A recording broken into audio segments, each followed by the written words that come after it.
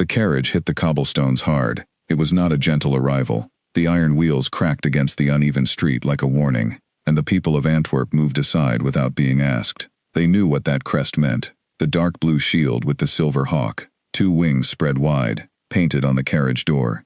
It belonged to the household of Duke Edouard Renard of Burgundy, and when that carriage came to a town, things changed. Deals were made, futures were decided, and not always in the way the people on the street imagined. Felix Drouet stepped out first. He always did. That was the point of him, to arrive before anything important, to prepare the ground, to shape what people heard and believed, before the real conversation even began. He was a tall man, with a thin, careful face. His coat was expensive without being loud. His shoes were clean despite the long journey. He had the kind of stillness about him that made people think he was calm, when really, he was always calculating. He had been calculating for 3 years now, quietly and without anyone noticing, and this trip to Antwerp was the moment everything he had planned would finally come together. He stood on the street and looked at the Vandermeulen house. It was a wide, solid merchant's home, 4 floors of pale brick, tall windows, heavy curtains pulled half across the glass. Not the home of a nobleman, but the home of a man who had made serious money over many decades of serious work. Hendrik Vandermeulen had built his textile business from one small warehouse into a trading network that stretched to 3 countries. He was not a man who made foolish decisions, but he had one blind spot, and Felix Drouet had found it months ago. Hendrik Vandermeulen trusted interpreters. He had to. He spoke Flemish and a limited, basic French that he was too proud to admit was not good enough for legal documents. When contracts came in formal French, as all the Duke's correspondents did, Hendrik relied entirely on the man who translated them, and for this negotiation, that man was Felix Drouet. Drouet had not invented this situation. He had simply recognized it and decided to use it. He walked up the front steps of the Vandermeulen house and knocked. A young male servant opened the door. Drouet gave his name in French and handed over his letter of introduction. He was shown into a wide front room with tall wooden furniture and a fire burning in a white stone fireplace. He sat down, placed his leather case on his knees, and waited. While he waited, he looked around the room with the kind of slow attention that looked like nothing more than boredom. It was not boredom. He was memorizing the room.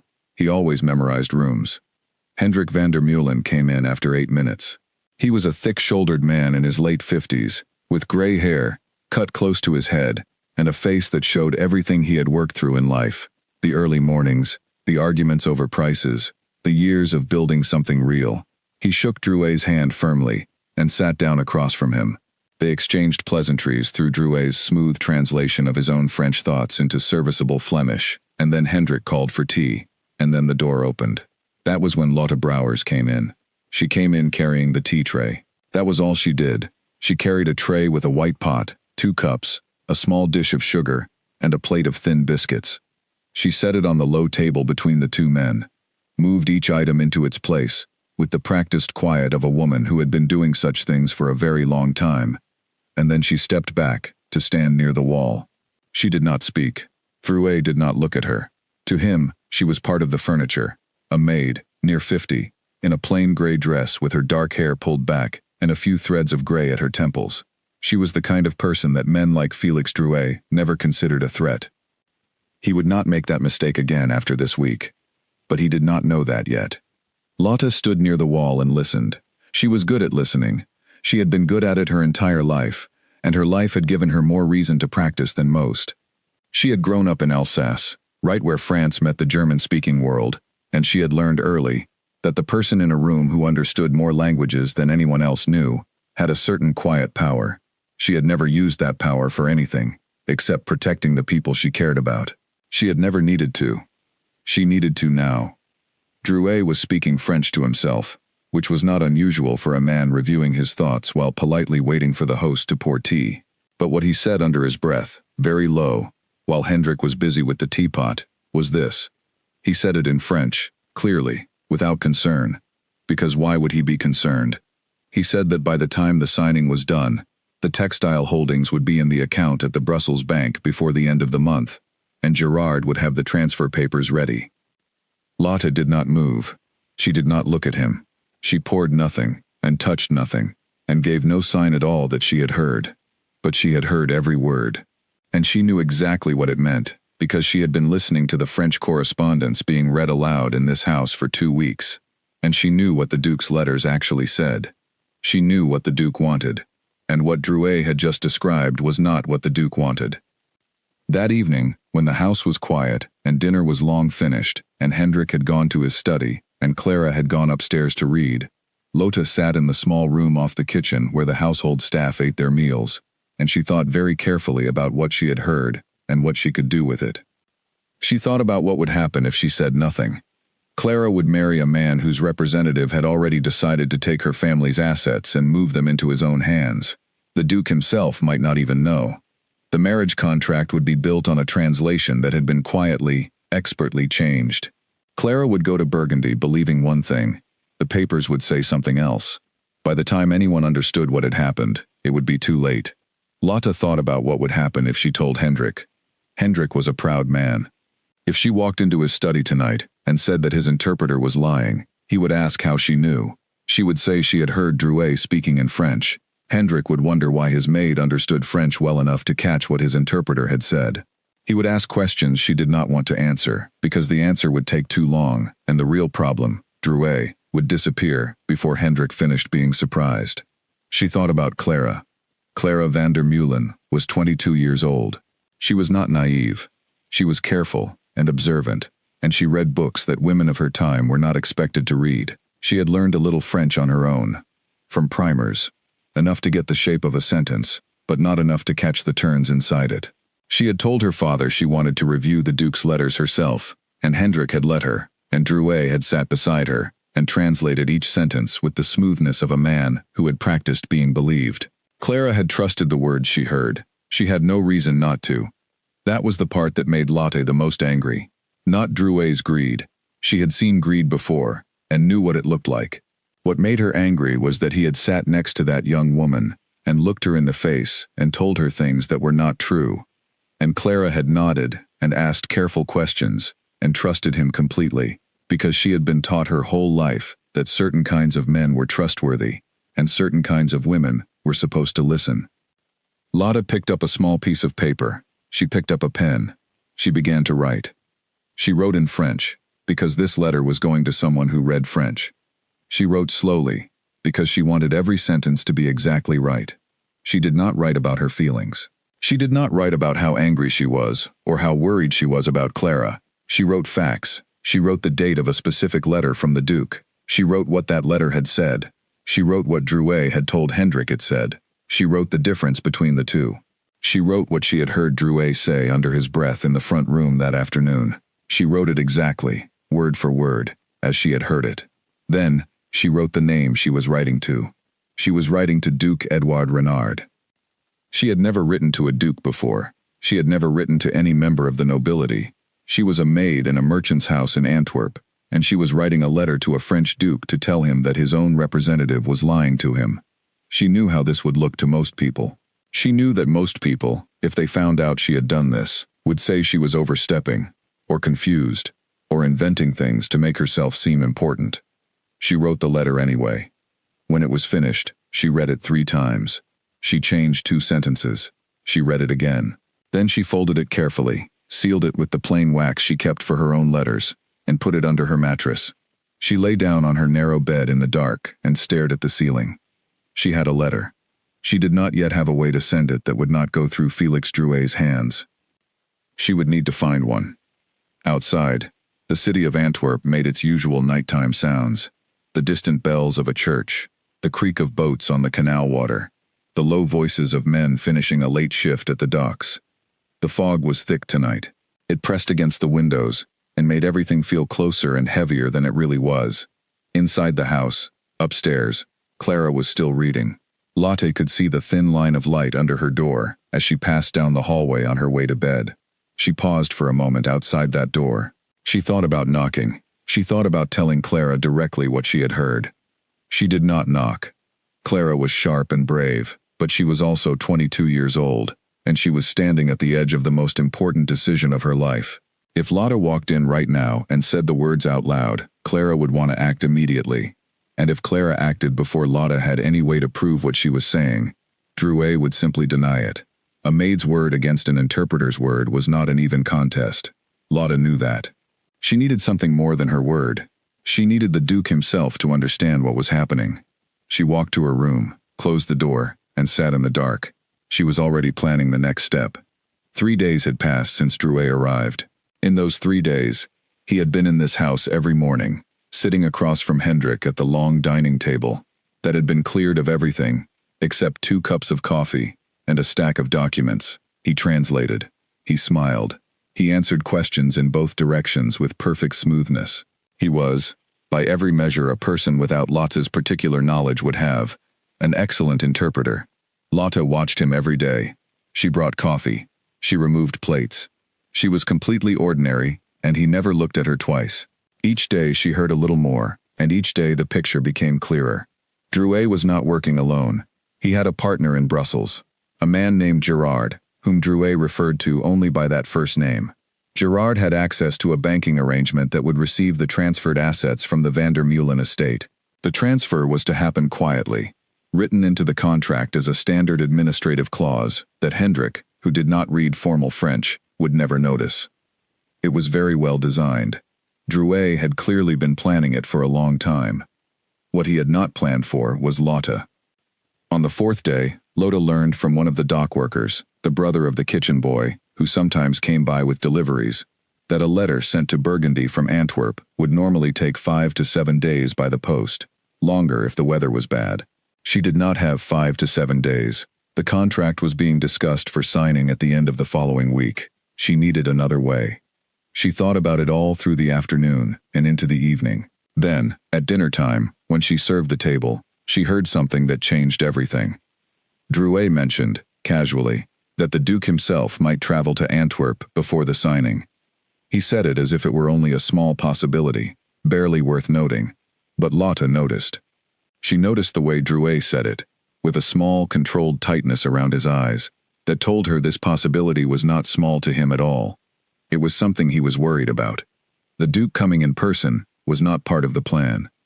Lotta went back to the kitchen. She sat down very quietly at the small table where they peeled vegetables in the afternoon. If the Duke was coming, she did not need to send a letter to Burgundy. She needed to be ready for when he arrived. She took the letter from under her mattress that night and read it again.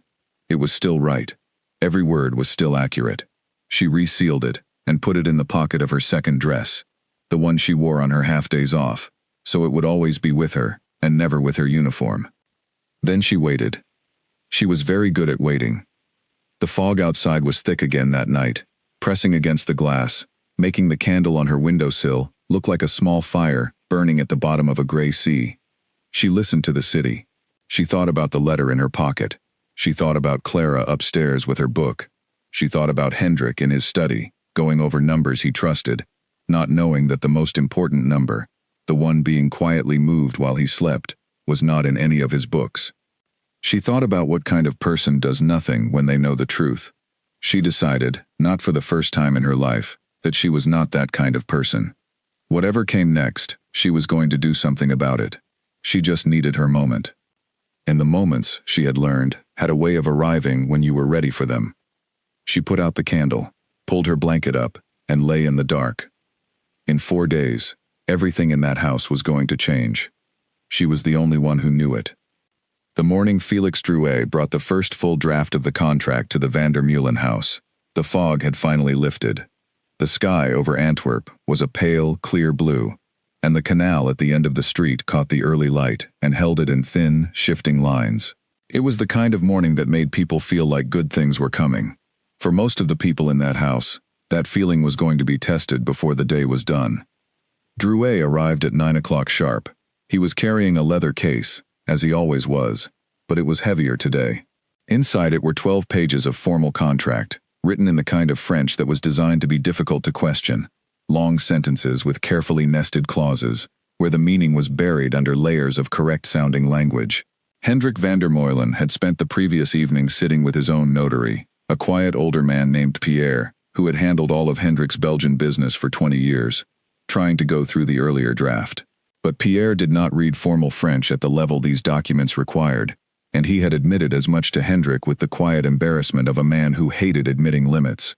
They had gone to bed knowing that the translation was the thing. Everything depended on the translation. Everything depended on Drouet. Lotta was in the hallway when Drouet came in. She took his coat and his hat and hung them carefully on the hooks by the door. He handed them to her without looking at her. She was already invisible to him, which meant she was exactly where she needed to be. She could hear everything that happened in the front room from the hallway, and she had already learned that if she stayed near the polishing cabinet at the right end of the corridor, she could see through the half-open door well enough to watch both men's faces. She went to the cabinet and picked up a silver candlestick and a cloth and began to polish. Inside the room, Drouet laid the documents on the table and began to walk Hendrik through them in his smooth, unhurried way. Hendrik leaned forward with his reading glasses on, following the French text with his eyes, while Drouet spoke the Flemish version beside each paragraph. Hendrik nodded at things he understood. He asked questions at certain points. Drouet answered each question with complete confidence. His Flemish was good, not perfect, but good enough that Hendrik had never had reason to doubt him. Lotta listened to every word of the Flemish translation and held each one up against what she had already read in the original letters. The early clauses were straightforward. The terms of the formal union, the public ceremony arrangements, the duties of both households. Those parts were accurate. Drouet was careful. He did not distort what he did not need to distort. Then they reached the section on the dowry. Lotta's hands slowed on the candlestick. The original letter from the Duke, which she had read over Clara's shoulder 6 days earlier, had been clear. It said that Clara van der Meulen, upon the completion of the marriage, would retain personal authority over the properties that formed her dowry. Those properties would be listed in an attached schedule, and they would remain registered in Clara's name. The Duke had written this because he had heard, correctly, that Clara was a careful, capable young woman, and he wanted it known from the beginning that he respected that. It was not a standard clause. It was a deliberate one. He had written it in a firm, unambiguous sentence. What Drouet translated to Hendrik was this: the Duke had requested that the dowry properties, for administrative simplicity, be transferred at signing into the central estate account, to be managed by the estate's financial office. Hendrik looked up. He said that seemed reasonable. He said it in the tone of a man who is trying to convince himself that something is fine. Drouet nodded and said yes, it was standard in these arrangements, and the estate office was very well managed, and it would make everything much easier for Clara in the long term. Hendrik took off his glasses, polished them on his sleeve, put them back on, and went to the next paragraph. In the hallway, Lotta set the candlestick down very carefully on the shelf so that it did not make a sound. She stood completely still for a moment. What she had just heard was not an error, it was not a misunderstanding. The sentence she had read in the Duke's letter, and the sentence Drouet had just spoken to Hendrik, were not the same sentence. They were not even close. One gave Clara control, one took it away. She went back to her polishing. Clara came downstairs an hour later. She was wearing a deep green dress, and her dark hair was pinned at the back of her head, and she looked calm, in the way that a person looks calm when they have been working hard to feel that way. She had been told the contract review was happening this morning, and she had been told she could be present if she wished, but she had also been told, not unkindly, that the formal discussion would be between the men. She came in with a small nod to her father and a polite acknowledgement of Drouet, and sat in the chair nearest the window, slightly apart from the table, in the position of someone who is listening but not participating. Drouet greeted her with courtesy. He always greeted her with courtesy. He was careful to make Clara feel included in every room she entered. It was part of how he worked. A young woman who felt respected and informed was much less likely to push for her own interpreter, or ask difficult questions, or write to the Duke directly to verify what she had been told. Drouet understood people. He understood how to manage them. He understood everyone in that room except the woman in the hallway. Clara sat by the window and listened to her father and the interpreter talk through the rest of the contract. She asked 2 questions, both of them sharp, well-considered questions about the timing of certain arrangements, and Drouet answered both with the confidence of a man who was used to being the most prepared person in any conversation. Clara seemed satisfied. Her face was careful, measuring, the face of someone filing information away, rather than reacting to it. Lotta watched her through the doorway. She thought about the moment, 2 nights ago, when she had stood outside Clara's bedroom door in the dark. and thought about knocking. She thought about it now with the specific ache of a decision that had seemed careful and right, and now felt like it might have been a mistake. If she had told Clara then, if she had given Clara 2 days to think about it, they might have had a plan by now. They might have been working together. But she had not knocked.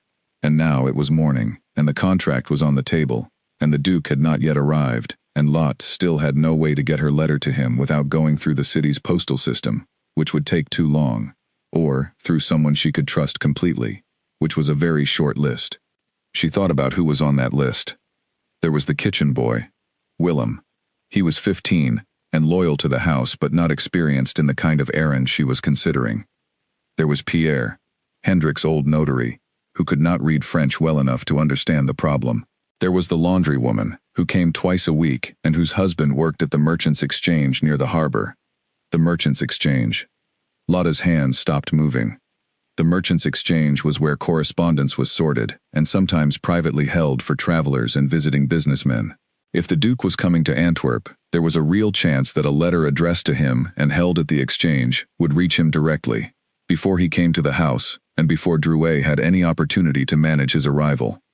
She needed to get her letter to the exchange. She needed to get it there today, and it needed to be addressed in a way that looked ordinary, like business correspondence, not like a servant writing accusations. She set the candlestick back on the shelf and walked quietly to the kitchen. The laundry woman's name was Greet. She was a broad, plain-faced woman with strong arms and a completely reliable sense of what was right. Lotta had known her for 11 years. They were not close friends, but they were the kind of women who understood each other without needing to explain things at length. Lotta found her in the back room with a basket of linens and said quietly that she had a letter she needed delivered to the Merchants' Exchange by midday, and that it was important, and that she could not do it herself because she could not leave the house today. She said it simply, and she looked Greet in the eyes when she said it. Greet looked back at her for a moment, then reached out and took the letter. She said her husband passed the exchange every day on his way to his midday meal. She said nothing else. She put the letter in her apron pocket and went back to her linens. Lotte breathed out slowly. She went back to the hallway. In the front room, Drouet was reaching the final page of the contract draft. He was explaining a clause about the wedding ceremony location in a warm, pleasant tone that made Hendrik laugh for the first time that morning. Clara was watching her father laugh, and something in her expression softened a little, the careful measurement giving way briefly to something more like hope. Lotta watched her. She thought, hold on a little longer. Just hold on. The letter was out of the house now. It was on its way. What happened next depended on whether the Duke was truly coming, and on whether he arrived before the contract was signed, and on whether anyone at the Merchants' Exchange had the sense to hold a letter for a visiting nobleman and give it to him privately when he arrived. It depended on a great many things she could not control. The one thing she had controlled was the letter itself. It was honest. It was clear. It gave the Duke exactly what he needed to understand what was happening in his name. The rest was out of her hands. She picked up the candlestick again and went back to polishing. In the front room, Drouet was closing the leather case. He was smiling. He had every reason to smile. The contract was almost ready. The signing was 8 days away. Everything was going exactly as planned. He stood and shook Hendrik's hand warmly. He did not look at the hallway. He never looked at the hallway. Outside, somewhere across the city, Greet's husband was walking toward the Merchants' Exchange with a letter in his coat pocket, addressed in Lotta's careful, even handwriting, to the household of Duke Edouard Renard, held for collection. Lotta set the candlestick down. It was gleaming now, perfectly bright. She looked at her own reflection in its surface for a moment, small and upside down, the way reflections always look in curved metal. Then she picked up the next one and started again. The house was quiet. The sky outside was still clear, and somewhere between what had already happened and what was coming next, the story was turning on a hinge that only one person in the building had the sense to recognize. She recognized it, and she was ready. Clara van der Meulen had never spoken about the worry she carried. She was 22 years old, and she had been raised to appear settled, and she was good at it. But in the quiet of her room at night, she had been doing the thing she always did when she did not trust a situation completely. She had been going back over every conversation, replaying every sentence, looking for the places where the meaning did not quite sit right. There were more of those places than she wanted there to be. It was not that Drouet had said anything wrong, exactly. It was the feeling behind the words. The way he answered a question, before she had fully finished asking it. The way he turned to her father so quickly after she spoke, as if her part in the conversation was already complete. The way his smile never reached the area around his eyes, even when he was being warm. She had noticed these things, and filed them carefully, and told herself she was being overcautious, that she was inventing problems because the situation was big, and she was nervous. She had told herself that many times. She was not sure she believed it. On the morning of the 5th day since Drouet's arrival, Clara came downstairs early. The house was not yet fully awake. The kitchen was producing sounds and smells from the back, and she could hear the sweep of a broom somewhere on the upper floor. But the front rooms were empty, and the light coming through the tall windows was the gray gold of early morning, still deciding whether it was going to be a good day. She went to the writing desk in the corner of the sitting room. There were 3 letters from Duke Renard in the drawer. Her father had given them to her, because Drouet had encouraged it. He had said it was appropriate for Clara to feel connected to the correspondence, that it would make her feel more comfortable about the arrangement. Clara had read each letter with Drouet sitting next to her, translating in his smooth, certain voice. Now, alone at the desk with the early light coming through the glass, she opened the first letter and read it again on her own. Her French was limited. She had studied it from a primer for 2 years, and her reading was better than her speaking, but formal French was another level entirely. Still, she could get the shape of sentences. She could feel when a word was being used with extra weight, and as she read the first letter, which Drouet had told her was mainly a formal introduction of his visit and a description of the Duke's expectations for the negotiation, she found a word near the end that she had not heard in Drouet's translation. The word was retenir. She knew this word. She had looked it up once when she found it in a passage in one of her reading books. It meant to keep, or to retain, as in, to hold something in your own hands. She found it in the sentence near the bottom of the letter. The sentence was long and formal, but the verb was there, and the subject of the verb was Mademoiselle van der Meulen. She could see clearly that Mademoiselle van der Meulen was the person who was supposed to retenir something. She could not read the noun clearly enough to be certain what that something was, but she could read the ending of the sentence, and the ending was not a transfer, it was a keeping. She sat at the desk for a long time, with the letter in her hands. She was not imagining this. She had not invented the word retenir. It was on the paper, in the Duke's handwriting, and it had not appeared in anything Drouet had told her. She did not know exactly what had been omitted or changed, but she knew, with the cold certainty of someone who has been listening carefully for a week and finally found the note that does not fit, that something was wrong. She put the letter back in the drawer. She sat very still. Then she heard footsteps in the hallway. Light, even footsteps. The footsteps of someone who knew how to move through a house without disturbing it. Clara stood up and went to the doorway of the sitting room and looked out into the hall. Lotta was there, carrying a small basket of folded cloth. She looked up when Clara appeared. For a moment, the 2 women looked at each other across the hallway in the early morning quiet. Lotta saw everything in Clara's face. She had been watching that face for 5 days. She knew what it looked like when Clara was going over something in her mind, and she knew what it looked like when Clara had found something she was not meant to find. This was the second one. Clara looked at Lotta, and she said, in Flemish, very quietly, "You understand French?" It was not a question. Lotte set her basket down slowly. She looked at Clara for a long moment, then she said, equally quietly, "Yes." Clara held up the letter. She pointed to the word, retenir. She asked Lotte what it meant. Lotte told her. Clara put the letter on the hall table, and pressed both hands flat on the surface, and closed her eyes for a breath. Then she opened them, and looked at Lotte again. Her face was controlled and clear, and very, very still. "How much of it has been wrong?" she asked. "Not just this letter. How much?" Lotte did not soften it. "Enough," she said. "Enough that I have already sent a letter to the Duke." Clara stared at her. The surprise was there for a moment, and then something else moved through her face. Something that looked less like surprise and more like a sharp, private relief. as if she had been holding a door shut against something, and someone had just come to help her hold it. When? Clara asked. Yesterday, Lotta said. Through the Merchants' Exchange. Addressed for the Duke to collect on arrival. If he comes in person, as Drouet mentioned he might. Clara breathed out slowly. What did you write? The truth, Lotta said. Exactly what I heard. Exactly what the letters said. The difference between the two. Clara looked down at the letter on the table.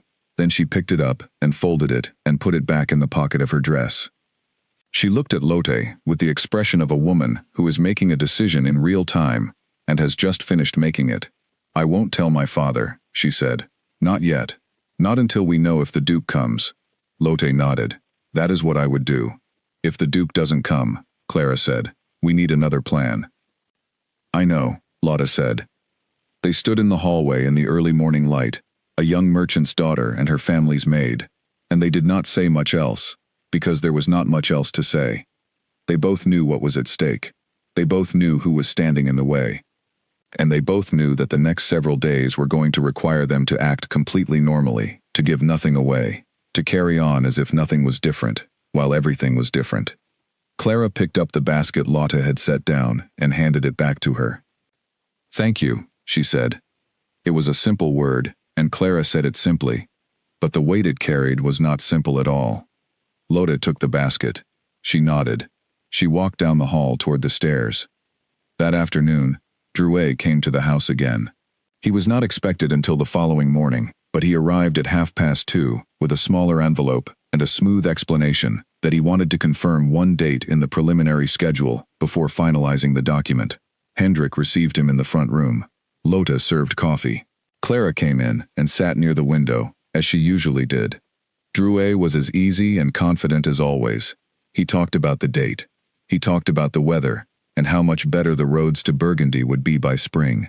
He made Hendrik laugh again, with a small story about a journey he had taken the previous year. He looked at Clara twice, once when he arrived, and once when he spoke about the ceremony plans, and both times his expression was the same practiced warmth, the warmth of a man who was absolutely certain that he was in control of everything around him. Clara looked back at him both times with an expression that was perfectly calm. Lotte watched from the edge of the room. She noticed that Clara's hands were folded in her lap, in the specific way they folded when she was concentrating very hard on not reacting to something. She noticed that Drouet noticed nothing. He finished his coffee and thanked Hendrik for the time, and said goodbye, in the comfortable manner of a man who was looking forward to seeing everyone again at the scheduled meetings. He went to the front hall, collected his coat and hat from the hooks by the door, and was gone. The front door closed. Hendrik went to his study. Clara waited until she could hear her father's footsteps on the upper stairs, and then she turned and looked at Lotte across the room. Lotte looked back. Neither of them said anything. The clock on the mantel ticked. The canal outside made its low, constant sound. The house settled around them in its late afternoon quiet. 3 days left before the scheduled signing. 3 days for the Duke to arrive. 3 days for everything to either come apart or come together. Lotte picked up the coffee cups and took them to the kitchen. She moved quietly and carefully, the way she always moved, the way she had moved through this house for 14 years, invisible and present at the same time.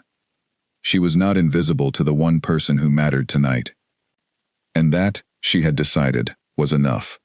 The morning Lotte sent her letter from the Merchants' Exchange, a carriage was leaving the city of Ghent and heading north toward Antwerp, at a pace that the driver had been specifically instructed to maintain without interruption.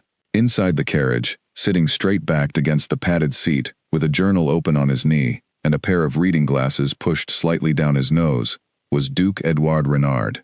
He was not supposed to be making this journey. His schedule for the week had shown him in Burgundy, reviewing the winter accounts and attending 2 meetings with his estate administrators. Felix Drouet had organized those meetings. Drouet had also, very subtly, during their last communication, suggested that the Duke's presence in Antwerp before the signing was unnecessary and, given the tight schedule, possibly inconvenient. He had said it in the most reasonable possible way. He had said it like a helpful man offering a helpful observation. Renard had listened to the suggestion. He had considered it. And then, the following morning, he had told his driver to prepare the carriage for Antwerp. He had been in this position before, not this exact one, but the position of a man who senses that something is happening around him that he cannot yet see clearly. He had learned, over 49 years of navigating a world where information was often delivered selectively, that the sensation of not quite seeing clearly was itself a form of information. It meant something was being managed, and when Drouet, his own interpreter, began suggesting that the Duke's direct presence was unnecessary, Renard had experienced that sensation with particular sharpness. He had not explained this to Drouet, he had simply started packing. He also had not sent word to the Van der Meulen house. Drouet always communicated the Duke's schedule to the households he visited on the Duke's behalf. If Renard sent no word through Drouet, no word would reach the Van der Meulen house. That was the point. He arrived in Antwerp in the middle of the afternoon. The city smelled of salt water and coal smoke, and the light was dropping fast toward evening. He directed his driver to a small, respectable inn near the harbor that he had used once before on a different errand. He used a simple traveling name, not his title, and took a room on the first floor. He ate dinner quietly, alone, with his journal and a glass of wine. After dinner, he sat by the window and read the notes he had made over the past several weeks. There was very little concrete evidence. That was the problem.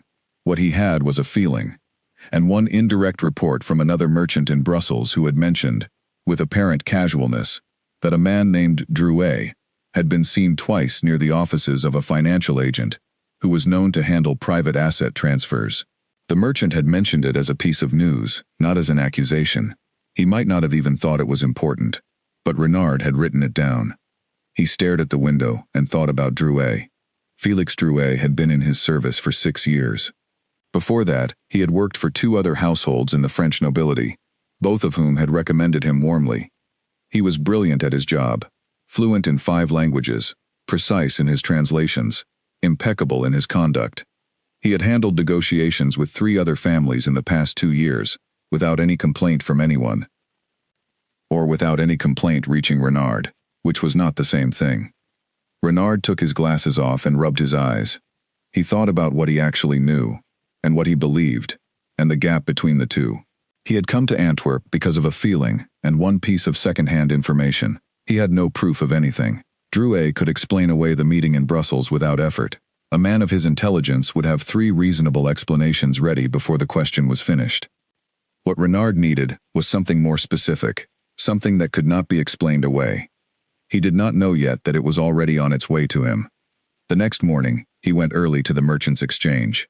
He had used the exchange on previous visits to the city, and the clerk at the front desk recognized him by face, even without the title. The clerk, a young man with careful manners, said good morning, and checked the holding drawer for any correspondence under the names Renard had been known to use. He found one letter. He set it on the counter. Renard looked at it. The handwriting was unfamiliar, neat even, with a slightly different style than typical business correspondence. The ink was plain. The seal was plain. No crest, no symbol, just wax pressed with a thumb. The letter was addressed simply to the household of Duke Renard, to be held for private collection. He picked it up and put it in his coat pocket. He walked back to the inn. He sat down at the small writing table by the window and opened the letter. It was 1 page. It was written in clear, precise French, with no unnecessary words and no emotional language. It introduced itself without dramatics.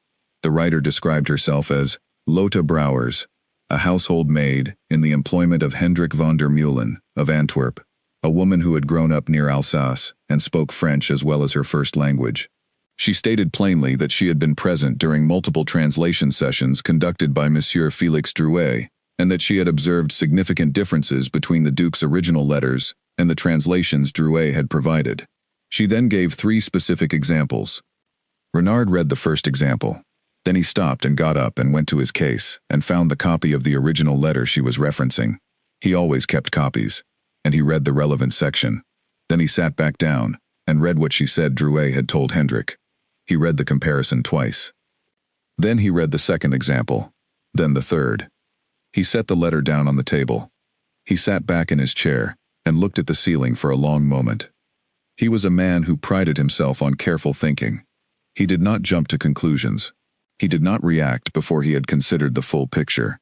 But what he had in front of him was not a vague accusation or an ambiguous suggestion.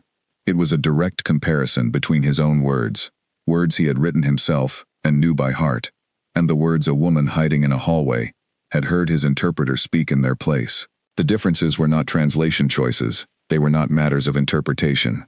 They were changes, deliberate, specific, purposeful changes, each one in the same direction, each one taking something away from the van der Meulen family, and especially from the young woman he had been communicating with through these letters. He thought about Clara. He had never met her.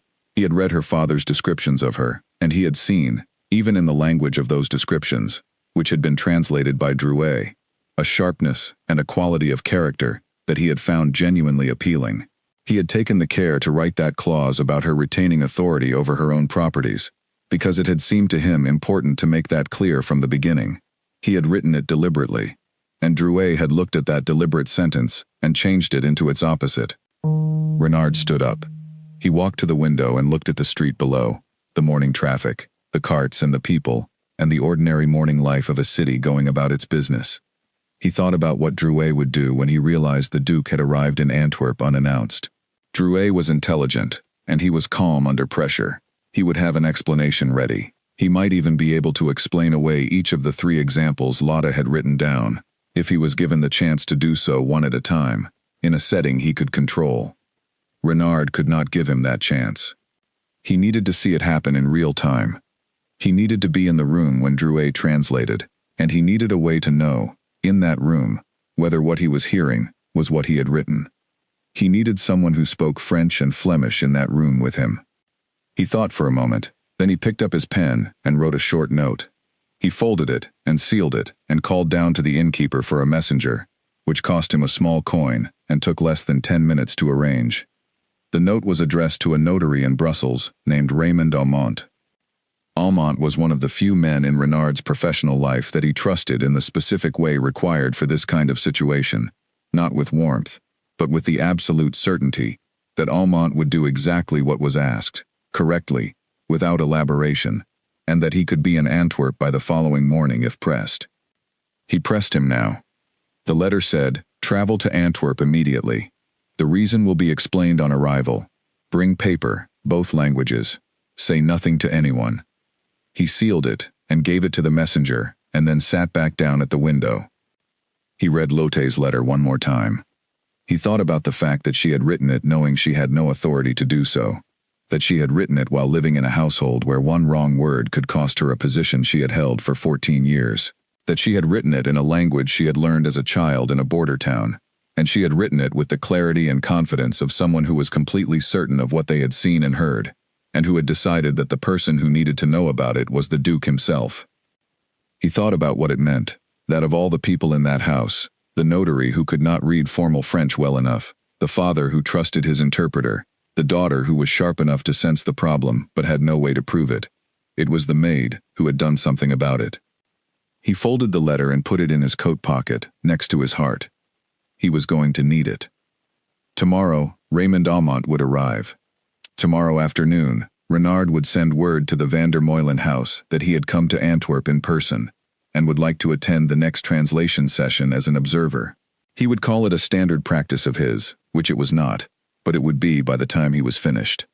And then he was going to sit in that room and listen to Felix Drouet translate his own words, and he was going to know.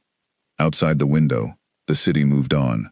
The canal light was brighter today. The sky was clear. Somewhere in the city, in a merchant's house with tall windows and a polished front step, a woman who had sent a letter and had no way of knowing if it had been received was going about her duties quietly and waiting for a moment that might or might not come.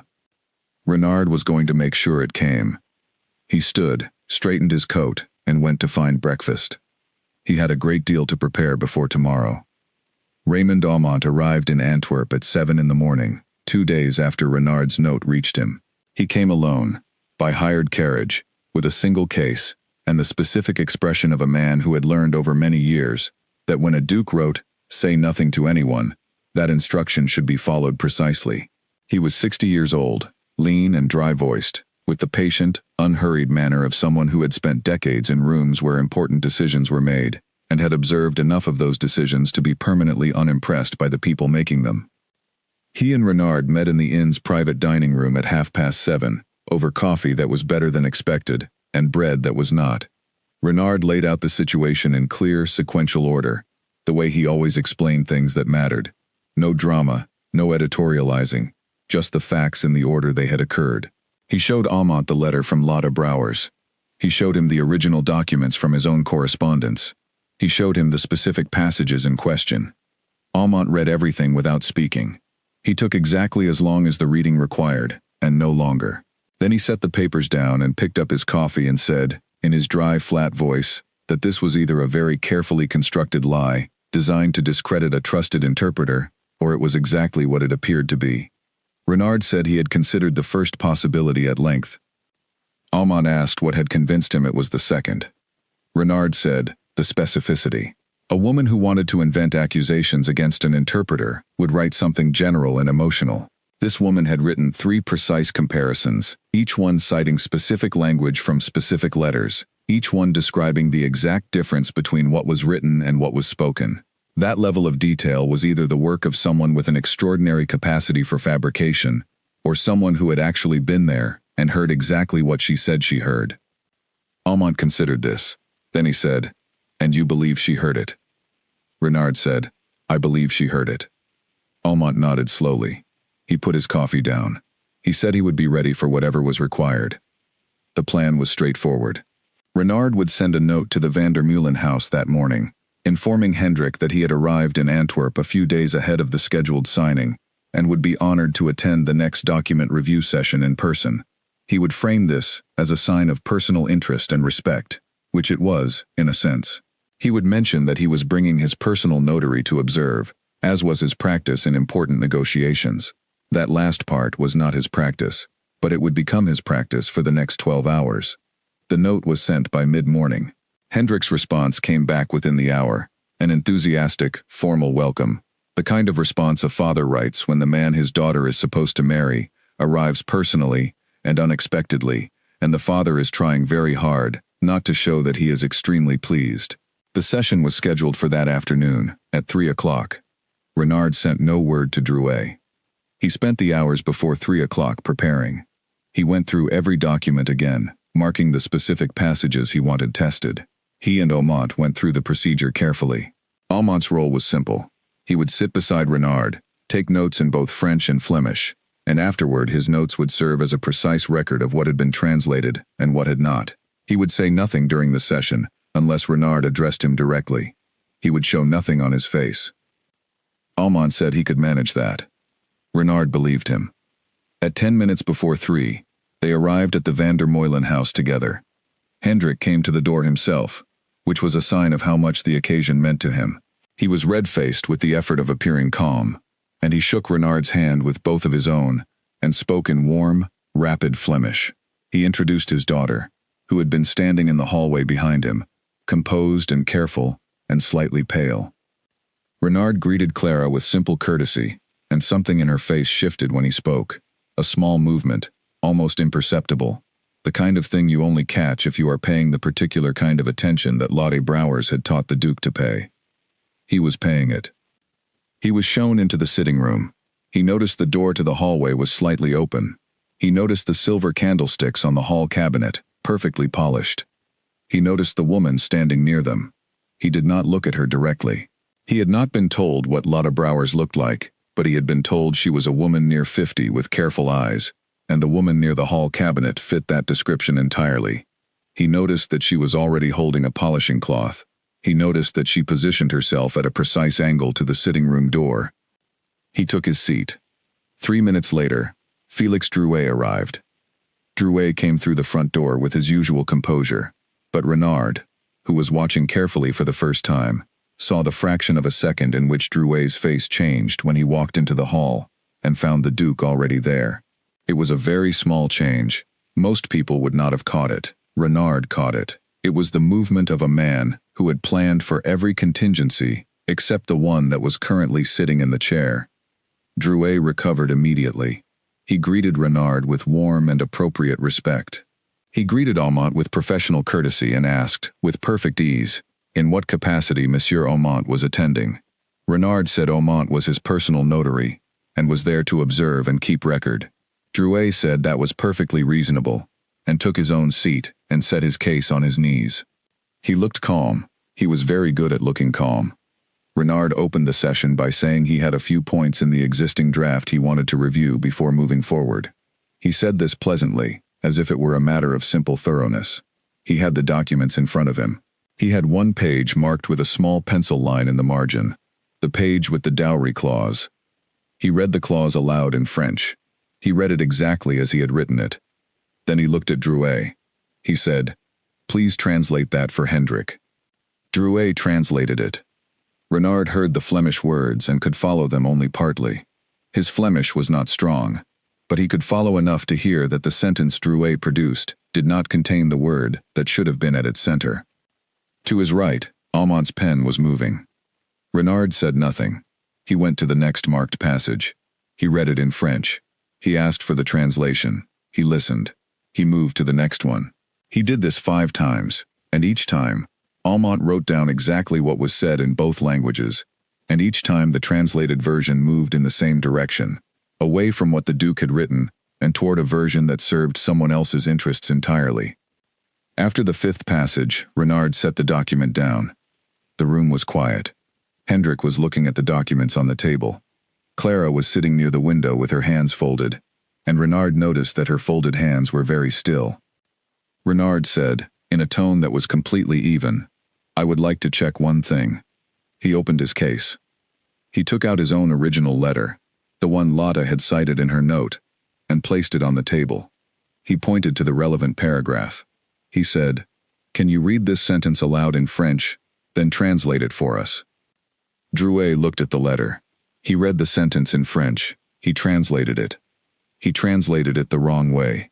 He did it smoothly, without hesitation, as if there were no other possible meaning, as if the word retenir simply was not there. But it was there.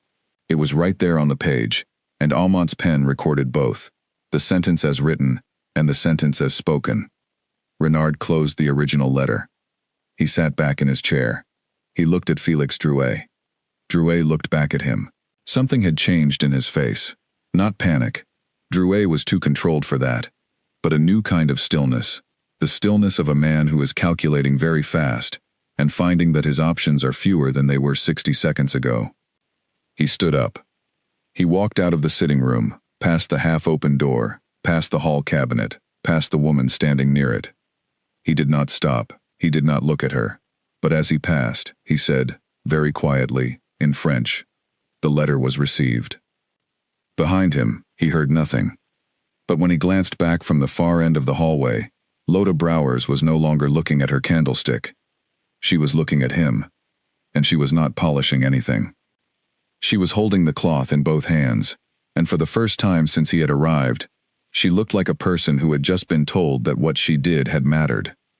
He went to the back hallway, stood by the window, and took a breath. He had what he needed. Now came the harder part. Felix Drouet had been in difficult rooms before. In 14 years of working as an interpreter for various households of the European nobility, he had sat in rooms where contracts were disputed, where families argued, where men shouted and women wept, and lawyers read pages of dense legal text into the middle of it all. He had kept his composure in all of those rooms because his composure was his main tool. As long as he was the calmest person present, he retained control of the language, and as long as he controlled the language, he controlled the room. This room was different. He knew it as soon as Renard stood up and left the table. A man who is simply taking a break does not pause in the doorway. A man who is reviewing his thinking does not ask another man, a notary he brought from Brussels, to write down every sentence that is spoken. A man who trusts his interpreter does not place the original letters on the table and point to specific paragraphs and say, "Read this out loud." Drouet sat at the table and thought quickly. Hendrik was standing by the window, looking out at the street, his hands behind his back. He did not seem alarmed. He seemed more unsure what to do with himself while the Duke was out of the room. Clara had not moved from her chair near the other window. She had not spoken during the session. She had simply sat there and listened and watched, and Drouet had not paid her particular attention, because she was always there, and always quiet, and he had learned in the first days that she was not fluent enough in French to cause him any real problem. He was now reconsidering this. He was reconsidering several things. The notary, Almont, was still at the table, writing. Not writing a response to anything anyone had said, just writing. He had been writing since the session began.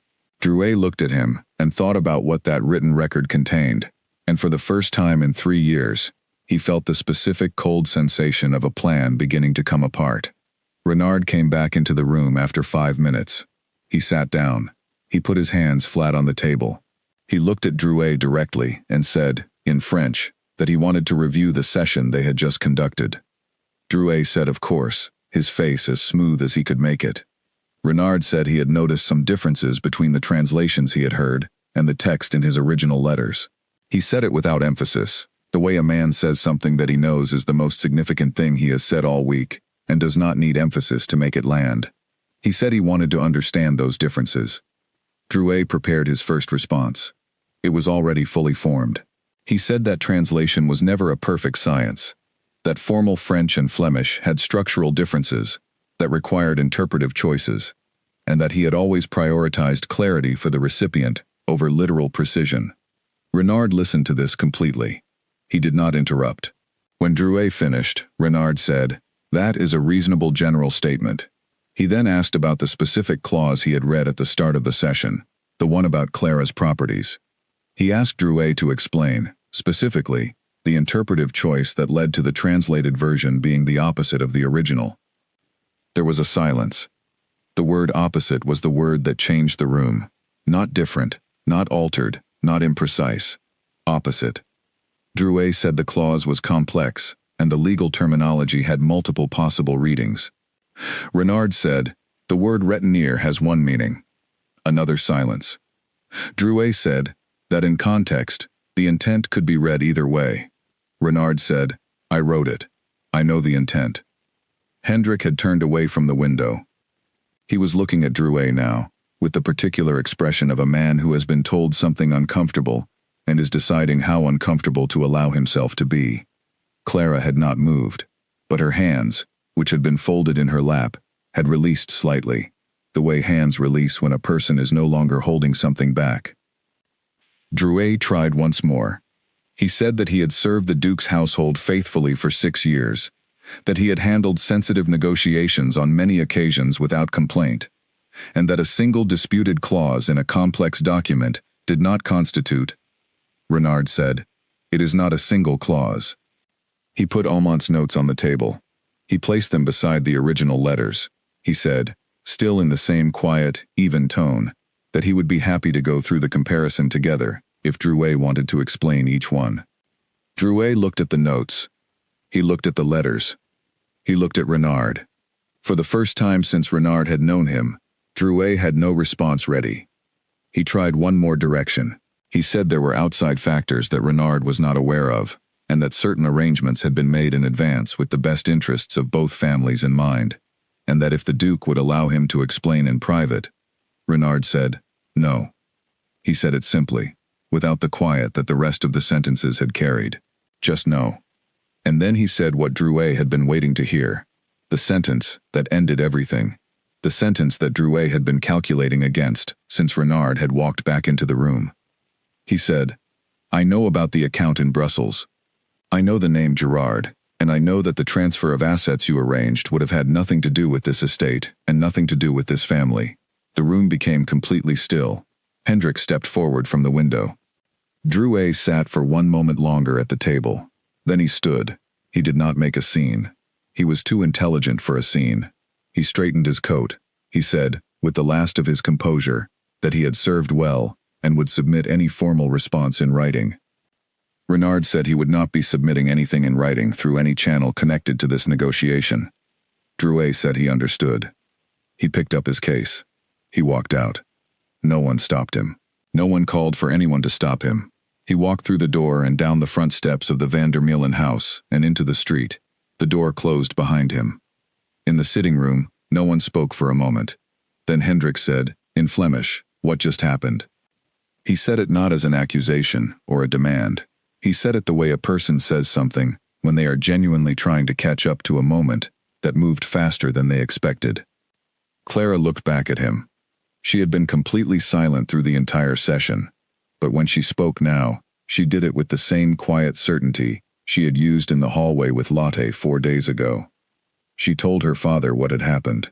She told him in Flemish, clearly and calmly, starting from the beginning, the words she had found in the letter, the conversations with Lotte, what Lotte had heard, what she had done about it, and what the comparison between the Duke's original words and Drouet's translations had revealed.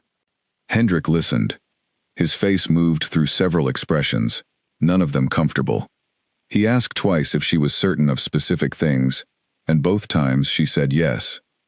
When she finished, Hendrik sat down heavily in the chair nearest the fireplace and looked at the floor.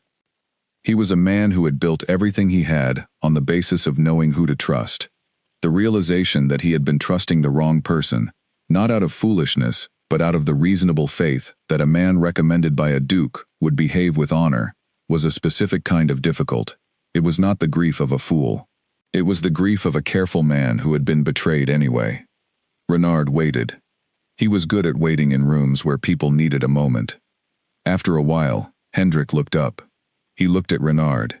He said, slowly, that he owed the Duke an apology for not catching this sooner. His voice was steady, but tight. Renard said, equally steadily, that he owed Hendrik the same. He had chosen Drouet. He had trusted him.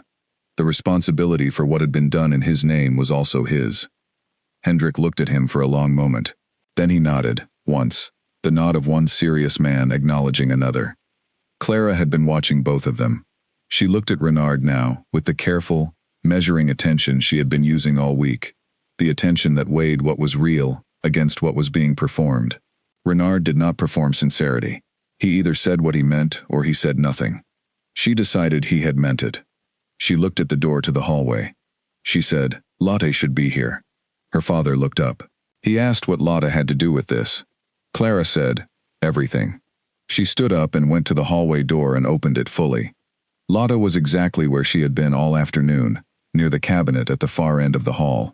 She looked up when the door opened. Clara said, please come in. Lotte walked to the sitting room doorway. She stopped there, at the threshold. She looked at Renard, then at Hendrik, then back at Renard. Renard stood. He stood the way a man stands when he is acknowledging something that is worth standing for. He said her name. He said it in French, correctly, exactly as she had written it.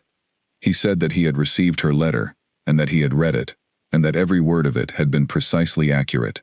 He said that without it, he would have walked into this room without the specific information he needed to know what he was looking at. He said that she had seen something, understood it, and found a way to make sure it reached the one person who could do something about it. He said she had done something very difficult and very important, and that he was grateful.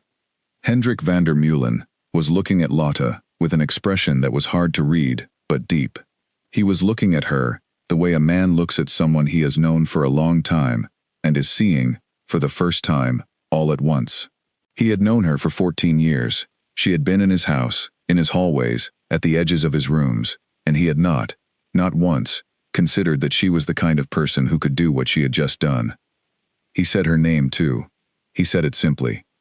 He said she had been in his family's service for 14 years, and he had never had cause to doubt her, but he had not understood, until today, what it had cost her to do what she had done. Lotte stood in the doorway and looked at these men, and said nothing for a moment.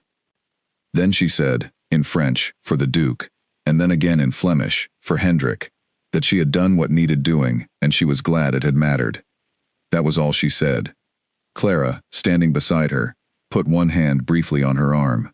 Not dramatically, just briefly, firmly, the way you touch someone's arm when you want them to know that you know what they did, and you will not forget it.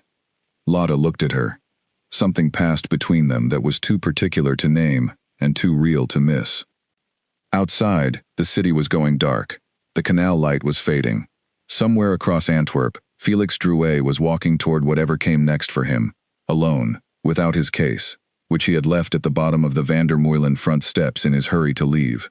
Someone would find it there in the morning. Inside the sitting room, Raymond Aumont was quietly putting his notes into order, because the notes would be needed. There would be more steps, legal ones, official ones, steps involving proper authorities and proper process. Drouet had not simply made translation errors. He had committed fraud and had an accomplice in Brussels. That would need to be dealt with by people whose job it was to deal with such things. But that was not tonight. Tonight, Renard sat back down and said that if Hendrik was willing, he would very much like to discuss, directly, with Clara present, what the original terms of the contract were actually supposed to say. He said they could start from the beginning, and this time there would be no one between the words and the people they were meant to reach. Hendrik looked at Clara. Clara looked at her father. She nodded. They sat down together, all of them, around the table that had held so many lies in the past week. Almont brought out fresh paper. The candles were lit. Lotte brought coffee. Real coffee this time, the good kind, without being asked. And for the first time since this whole negotiation had begun, the words in the room were the right ones. 3 weeks after the afternoon, when Felix Drouet walked out of the Van der Meulen house and into a future he had not planned for, the authorities in Brussels moved against the account that had been prepared to receive the transferred assets. The account belonged to a man who went by Gerard Melisse, a private financial agent who handled what he called administrative consolidations for clients who preferred to keep their affairs quiet. He had been doing this for several years, and Drouet had been one of his more reliable sources of business. When the investigators arrived at his office, they found a paper trail that was cleaner than most, but not clean enough. Melisse had made one error that careful people often make. He had been meticulous about hiding the money, but not about hiding the correspondence. The letters between himself and Drouet were in a box under his desk. They were in French, precise and detailed, and they contained enough information to reconstruct the entire arrangement. Drouet was located in Paris 3 weeks after that. He had gone there because he knew people in Paris who were not connected to the Belgian or Burgundy networks and who might, he had hoped, give him time to put distance between himself and what had happened in Antwerp.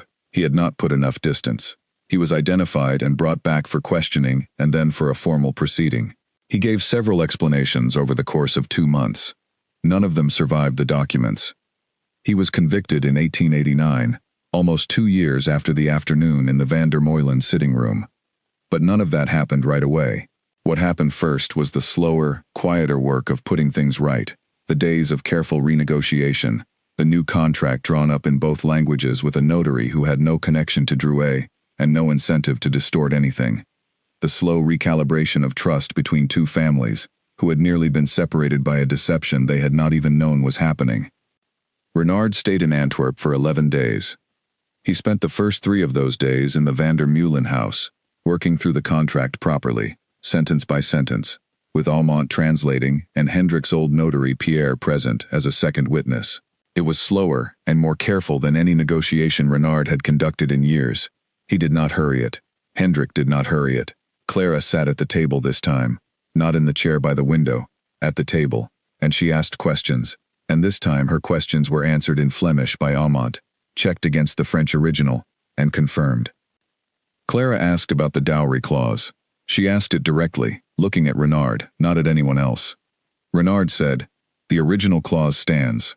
The properties remain in your name. That was always the intent, and it will be written exactly as intended." Clara looked at him for a moment. She nodded. Renard got the impression, from that nod, that she was granting him something rather than receiving it. It was not an unpleasant impression. On the 4th day, Renard asked Hendrik for a private conversation, and they had it in the study, over a glass of the Belgian wine Hendrik kept for serious occasions. Renard said he wanted to speak about Lotte Brouwers. Hendrik said he had been thinking about little else since the afternoon in the sitting room. He said he did not know quite how to account for the fact that a woman he had known for 14 years had understood a threat to his family that he himself had completely missed, had taken an extraordinary risk to address it, and had said almost nothing to anyone about any of it. Renard said she knew what she was doing, and she knew what it might cost her. Hendrik said, "What would it have cost her?" Renard said, "Everything. If it had gone wrong, if I had arrived and believed Drouet over her letter, she would have been dismissed at best and accused of slander at something worse. She wrote the letter anyway." Hendrik was quiet for a while. Then he said that he was going to increase her wage significantly and that he wanted to put it in writing so it could not be changed without his direct instruction. He said he wanted to give her something formal, some kind of document that acknowledged what she had done. Renard said he had the same thought. He said he was going to write a letter, a formal one, with his full name and title, describing what Lotta had done and affirming its accuracy and importance. He said he would give her a copy and keep a copy for his own records. Hendrik asked why Renard wanted to keep a copy. Renard said, because what she did should be remembered correctly, by someone with the authority to say so. A document in an archive is not much, but it is something. It says that this happened, and this person was responsible for making it right. Hendrik thought about that. Then he said he would have Pierre draft a formal commendation from the van der Meulen household as well. They finished the wine and went back to the main rooms. On the 6th day, Renard asked to speak with Lotta directly. This was arranged in the dining room, with Clara present and no one else. Lotta came in wearing her second dress, the better one, and she stood at the end of the long table with her hands at her sides and her face composed. She had been waiting for this conversation. She had not known exactly when it would come, but she had known it was coming. Renard sat at the table and said he wanted to ask her a few questions, if she was willing. She said she was. He asked first how long she had been aware of the discrepancies in Drouet's translations. She said from the first afternoon, when she had heard him speak under his breath about the Brussels account. He asked how quickly she had understood what it meant. She said immediately, because she had already read the correspondence. He asked why she had not gone directly to Hendrik. She said, because without evidence, my word against his was not an equal contest. She said it simply, without bitterness, the way a person states a fact that they have accepted for a long time. He asked if she had considered not acting at all, given the risk. She looked at him steadily and said no. He asked why not. She was quiet for a moment. Then she said, because Clara was going to be the one who suffered for it. And I have been in this house for 14 years, and she has always been good to the people who worked here. I was not going to watch her walk into something built on a lie if there was anything I could do about it. Renard looked at her for a long moment. He said, there are people with far more power and far more resources than you who would not have done what you did. Lotta said, I know. He asked her if she would be willing to accept a position in his household. He said it carefully, explaining that it was entirely her choice, and that her position here would remain exactly as it was regardless of her answer. He said his household in Burgundy was larger, and the position would come with a formal title, not a grand one, but an official one, and a wage that reflected the level of responsibility that someone of her particular qualities would naturally be given. He said he was asking because he wanted to, not because he felt he owed her something, although he did feel that too. Lotta looked at Clara. Clara looked back at her. Her face was very careful. She was trying, and not entirely succeeding, at not looking like she hoped Lotta would say no. Lotta saw it. She turned back to Renard and said she was honored by the offer, and she would need a few days to decide. He said of course. She said she had one question. He said, ask it. She asked whether the formal letter he had mentioned writing, the one that described her role in the situation, could be written before she gave her answer. Not because her answer depended on it, but because the letter was for her. It belonged to her. It was not a reward or an incentive. It was simply the record of what had happened, and she felt it should exist, independent of any other decision she made about her future. Renard said, yes, the letter will be written regardless. She nodded. She said she would give him her answer in 3 days. She left the room. Clara watched her go. When the door had closed, she looked at Renard. She said, she is going to stay. Renard said he had thought the same thing. Clara said she was glad. On the 8th day, Renard wrote the letter for Lotta. He wrote it at the desk in the guest room they had given him at the van der Meulen house, using his own stationery with his full formal name and title at the top. He wrote it in French, and then he had Almont write a second version in Flemish, so that Lotta would have it in both languages. The letter stated that Lot Brouwers had, at considerable personal risk, and with no guarantee of any outcome, observed, documented, and properly reported a fraudulent misrepresentation occurring in a negotiation conducted in her employer's house. It said that her report had been received, verified, and acted upon, and that the correct outcome of the negotiation was directly attributable to her action. It said that the letter was written freely and without obligation, as an honest account of what had occurred, and that it was given to Lotta Brouwers as a permanent record of her role. He signed it with his full name. He had it witnessed by Almont. He gave it to her that evening, in the hallway, without ceremony. He handed her both copies, and told her to keep them somewhere safe. She took them. She looked at them for a moment, the French version and the Flemish version, side by side, both saying the same thing in two languages. Something about that detail seemed to matter to her specifically. She said thank you. He said he was the one who was thanking her. She put the letters into the pocket of her dress, next to where she had carried her letter to him for 6 days before finding a way to send it. On the 10th day, Lotte gave Renard her answer. She said she would stay in Antwerp. She said it had nothing to do with the offer being inadequate, and everything to do with the people she was already here for. She said she was glad she had met him, and she was glad the situation had ended as it had. Renard said he understood. He said if her circumstances ever changed, the position would remain open. She thanked him for that. On the 11th day, Renard and Almont prepared to leave Antwerp. The contract renegotiation was complete. The documents were signed and witnessed. The arrangement between the two families was now exactly what it had been intended to be from the beginning, the version that existed in Renard's original letters, before anyone had put their hands into it. Hendrik van der Meulen stood on the front steps to see them off. He shook Renard's hand for a long time. He said he looked forward to the spring ceremony. He said his daughter was a fine young woman, and he believed the Duke was a man of real character, which was his highest form of praise. Renard said he was fortunate in both regards. Clara was standing slightly behind her father. She said goodbye in Flemish, and then, precisely, in French, a sentence she had clearly practiced. She said, "I look forward to seeing you in the spring." Her French was accented, and careful, and exactly right. Renard said, "And I you." The carriage pulled away. Lotte stood in the doorway of the house and watched it go. She stayed there until the carriage turned the corner and was gone. Then she went back inside, closed the door, and went to the kitchen. Willem, the kitchen boy, was peeling vegetables. He looked up when she came in and asked if the Duke had gone. She said yes. He asked if everything was all right. She said everything was fine. He nodded and went back to his work. She sat down at the small table. She put her hand briefly into her pocket and felt the edge of the letters through the cloth. Then she got up and helped with the potatoes. Outside, the city went on. The canal water moved its light the way it always did. The bells counted the hour. The fog that had hung over Antwerp for the first several days of this entire episode had been gone for a week now, burned off by clear autumn days that were cold and sharp and clean. Everything that had been hidden had been brought into that light. Everything that needed to be said had been said. The record existed now, in 2 languages, in permanent ink, with a name at the bottom, that nobody in any courthouse in Belgium or France would question.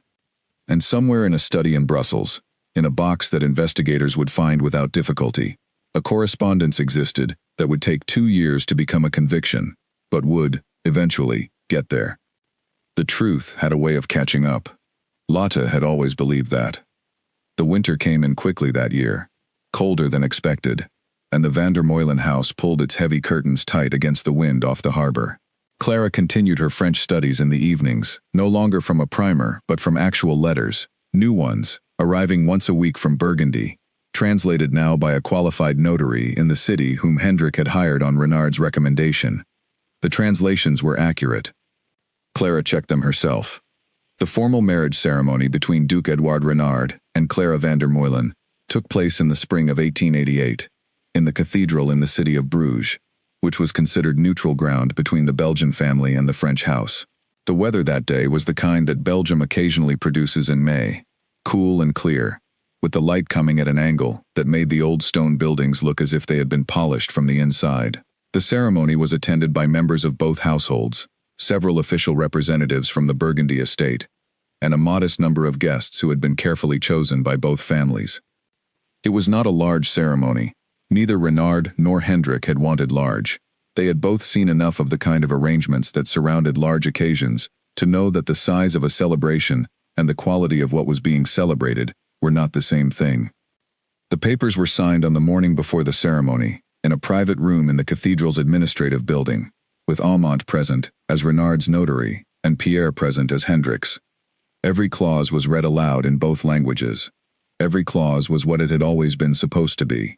Clara sat at the table the entire time and followed each sentence with the concentration of a woman who was never again going to take a translation on trust alone. Renard watched her reading and thought that he had made a good decision, coming to Antwerp in person.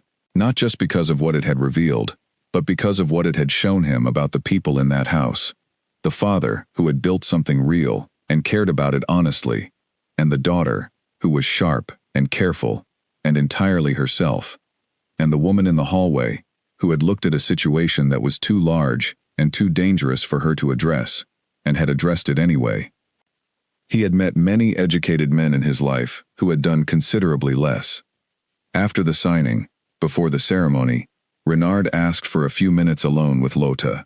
She was there as part of the van der Meulen household delegation. She had come with Hendrik and Clara and the small group of staff who traveled with the family for formal occasions. She was dressed, as always, carefully and simply, and she looked the same as she always did, composed, observant, slightly apart from whatever group she stood nearest to. He told her, in the brief quiet before the morning became the afternoon, that the legal proceedings against Drouet were progressing. He said Drouet had been found in Paris and was now facing formal charges. He said the account in Brussels had been identified and frozen. He said that the investigation had confirmed the specific amounts that would have been transferred and the specific mechanisms Drouet and his partner had arranged. He said all of it had been found, piece by piece, and that the piece that had started the whole unraveling was her letter. He said he wanted her to know that, because he thought she deserved to know how far the consequence of one honest action had reached. Lotte listened. When he finished, she said, "Good." She said it the way a person says something they have been waiting to hear for a long time, not with relief, but with the deep, settled satisfaction of watching something arrive that should have been coming all along. He said he had one more thing. He reached into his coat and gave her a copy of the official report from the Belgian Investigative Authority. It was not the full document, that was many pages, but it was the summary, and in the summary, at the relevant point, there was a sentence. The sentence said, in formal legal language, that the investigation had been initiated on the basis of a written communication received by Duke Edouard Renard during his visit to Antwerp in the autumn of 1887, and that the communication had been provided by a private individual whose observations proved accurate in every material detail. Lotte read the sentence. Her name was not in the official report. That was not how official reports worked. But Renard had added, at the bottom, in his own handwriting, the private individual referenced above is Lotte Brouwers of Antwerp, whose account was the foundation of this entire proceeding. Lotte looked at it for a long moment. She folded it carefully. She put it in her pocket, beside the letters she still carried. She said, "You didn't have to do that." He said, "I know." She looked up at him. She said, quietly, not as a question, "You wanted it to be in the record." He said, "I wanted it to be in the record." She nodded. She looked out the window at the cathedral square, where people were beginning to gather for the ceremony. She said, "I am glad for Clara. She is going to be fine." He said, "I believe that too." She said, "She checks everything herself now. Every translation, every document. She told me last week that she intends to be fluent in French within 2 years. I told her at the rate she is going, it will be less than that." Renard said, "That does not surprise me." Lotte said, "She was already sharp before all of this, but now she is sharp and she knows it. That is a different kind of sharpness." He said, "Yes, it is." A bell rang across the square, announcing the hour. Lotte straightened. She said she had to get back to the family group. He said, "Of course." She turned to go. He said her name once more. She turned back. He said, simply, "Thank you."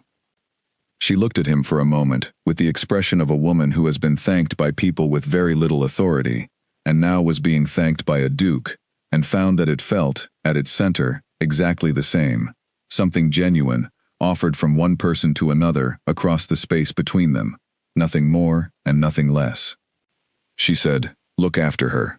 He said, "I will." She walked back toward the van der Meulen group. The ceremony that afternoon was simple and dignified. The words spoken in it were honest. The people who heard them believed them, because there was no one in the room with a reason to change them into something else. Hendrik cried, which he would have denied if anyone mentioned it afterward. Clara did not cry. She stood composed and clear-eyed, and said everything she was supposed to say, in a voice that did not waver once.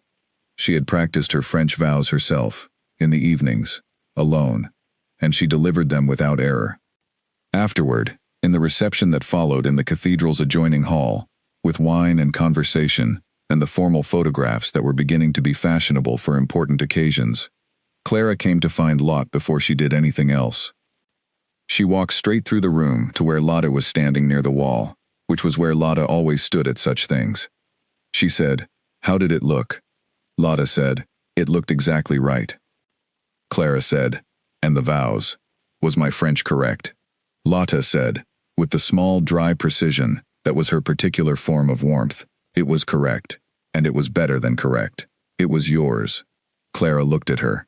Then she smiled, fully, the way she did not smile very often in professional or formal situations. Without management, without restraint, the real one. She said, "I will write to you every week." Lotta said, "I know you will." Clara said, "And I expect a reply every week."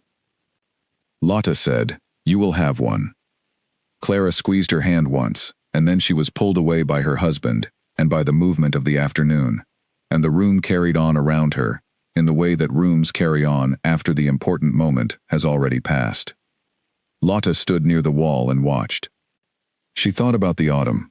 She thought about the letter under the mattress, the morning she had sat down with a pen and a piece of paper, and decided that knowing something and saying nothing were not the same thing. She thought about Greet taking the letter in her apron and going home without a word. She thought about standing outside Clara's door in the dark and choosing to wait until the right moment.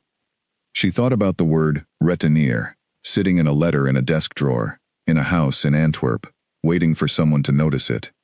Someone had noticed it. And the noticing had mattered. That was what the letters in her pocket said. That was what the signature at the bottom confirmed. That was what the official document, with its dense legal language, and the handwritten addition at the bottom, had recorded for as long as paper lasts. The truth had been found.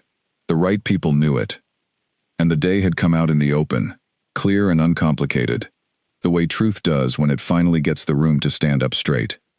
She watched Clara across the room, composed, bright, fully herself, and felt the specific quiet satisfaction of a person who did the right thing at the right moment and knew, without needing to be told twice, that it had been enough. The afternoon light came through the tall windows and lay across the stone floor in wide, warm squares. The bells counted the hour again. Everything was exactly as it should be.